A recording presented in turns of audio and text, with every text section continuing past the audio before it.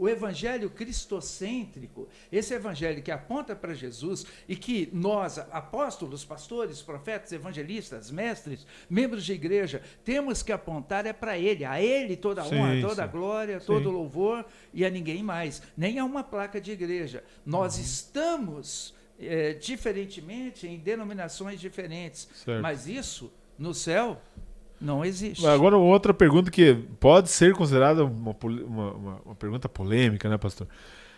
Existem quantas doutrinas por que existem tantas igrejas hoje com nomes diferentes? Existe a igreja A, B, C, D. Existem tantas doutrinas na Bíblia de linhas de pensamentos diferentes, porque eu realmente fico preocupado, porque eu não gosto do fulano, pastor, eu vou sair e vou montar a minha igreja. E eu escutei isso muitas vezes na minha vida. A minha igreja. E eu comecei a pensar, minha igreja? Pô, minha igreja? Eu sempre aprendi que quem é o dono da verdade é Deus e Jesus, então não é a minha igreja. Se você já vai abrir a minha igreja, já tá errado, né? Eu acho que aí tem que ir pra Argentina, lá que tem você vai se comparar com a igreja do Maradona. É a igreja do Maradona. Mas assim, brincadeiras à parte, existem tantas linhas ideológicas para ter tantas placas de igreja? Vamos tirar a ideologia e colocar o termo visão teológica. Existem algumas abordagens teológicas que diferem, sim. Por exemplo, e isso é compreensível. Eu digo, talvez não seria o desejável. Eu não consigo compreender, pastor. Mas sinceramente. eu vou te dizer por que é perfeitamente compreensível. Pega o paralelo extra-eclesiástico. E nós temos tantas visões partidárias diferenciadas. Nós temos tantas visões ideológicas no mundo diferenciadas. Tudo isso diz respeito também ao traço e à condução da história humana. Próprio do ser humano na sua falibilidade. Vamos dizer que, no princípio, por exemplo, o casamento, como era estabelecido, e Jesus fala, não foi sempre assim. Deus permitiu que fosse dado o quê?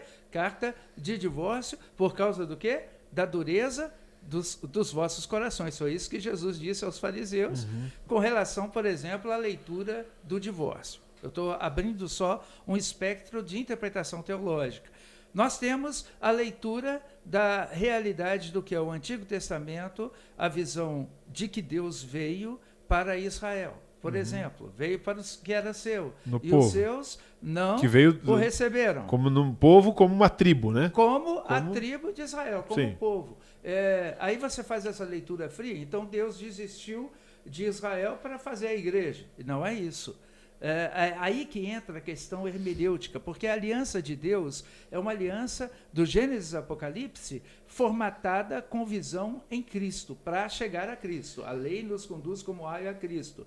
Haveria, por exemplo, no caso de um povo, como o povo de Israel, um povo que traria tudo isso para todas as nações. Quando Deus falou com Abraão, olha, de ti e em ti serão benditas todas as nações da terra. Então Deus não tinha propósito só para Israel. Deus tinha propósito para todos os povos da terra, porque Deus amou ao mundo de tal maneira que deu o seu Filho unigênito para que todo aquele que nele crê não pereça, mas tenha a vida eterna. Deus amou ao mundo. Alguns hoje pararam naquela revelação, que é a revelação somente para Israel, e que todos teriam que voltar a Israel para poder ter a sua condição. Eu já ouvi umas coisas assim. Entendeu? E então, fico pensando, mas será, cara? Então tem que ir. É que nem ir para Meca, né? Você tem que ir. Você entendeu? Mas onde está isso? Isso é a falibilidade da compreensão humana.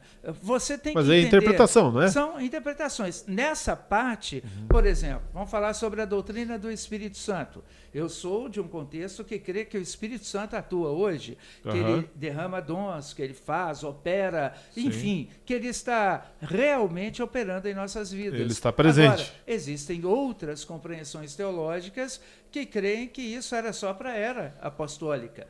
Como a gente lida com isso? Eu uso o máximo divisor comum. Quando eu olho para a doutrina central, que é a que salva, que é a que realmente nos leva à verdadeira motivação da palavra de Deus, eu entendo, o que converge em Cristo, converge comigo. Se da glória ao Senhor Jesus se anuncia somente um caminho de salvação, se está anunciando o reino de Deus, todas as questões periféricas que diferem do que eu acredito, para mim são menos importantes se eu consigo conviver com elas. Eu consigo entender, ó, o fulano anda no nível da revelação que recebeu, e é o que a palavra de Deus diz, cada um anda no nível da fé que recebeu. Tem gente que, olha, pastor, você está errado, eu não creio que Pentecostes é para hoje, eu não creio que o derramar de Deus é para hoje. Sim. Eu respeito. Se aquele lá está lá falando de Jesus, que Jesus é o caminho, a verdade e a vida, e ele está ministrando no nível que recebeu, glória a Deus. É o que Jesus ensinou aos seus discípulos. E eu acho que ele, ele fala para um nicho de pessoas que pensam parecido com ele. Entendeu? Agora, olha o que Jesus fez quando houve uma controvérsia destas com os seus discípulos. O que ele fez? Tinha lá os discípulos, aí eles viram um cara que estava pregando lá, que não andava com eles, mas falava de Jesus. Está usando teu nome lá, Jesus. Mas o que Jesus disse? Quem não é contra nós, é por nós. Ou seja, se ele não está andando aqui, mas está falando do meu caminho, está apontando a teologia correta, central e básica, seja isso o ponto de convergência. A gente acaba com essas crises dessa maneira, mas isso não vai minimizar dificuldades que são próprias de cada denominação, que podem desenvolver excessos.